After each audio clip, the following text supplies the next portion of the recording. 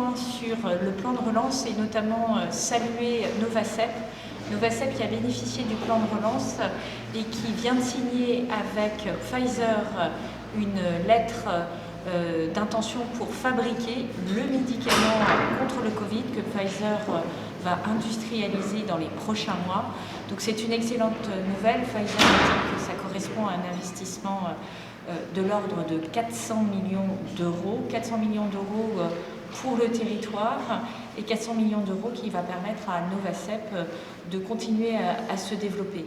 Ceci est l'exemple de deux choses. La première chose, c'est l'efficacité du plan de relance et sa réussite.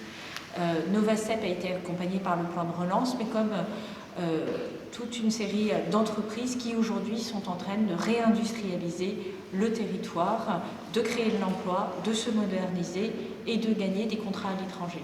C'est également l'indice d'une attractivité retrouvée pour la France, une attractivité qui fait de la France la première destination pour les investissements étrangers en France. Et vous savez que pour la troisième fois, la France est le pays le plus attractif pour les investissements étrangers en France.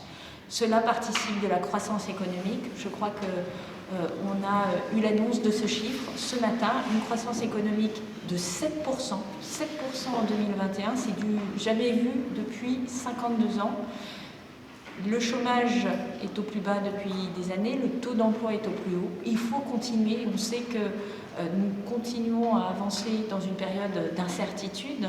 La crise sanitaire n'est pas terminée. Les chaînes de production sont encore bouleversées. Le prix des matières premières a augmenté. L'inflation a tendance à augmenter. Tout n'est pas facile.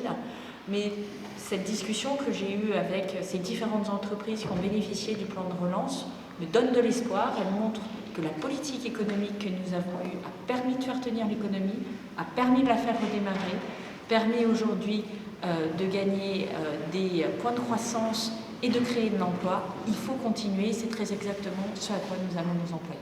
Madame la ministre, on a vu des entreprises. Pourquoi avoir choisi le territoire du Béarn, justement? Parce que c'était l'endroit où je pouvais évoquer à la fois un dossier ou une situation d'entreprise qui bénéficie d'investissements étrangers en France et une entreprise qui elle-même a bénéficié du plan de relance sur un secteur qui est essentiel, qui est la santé.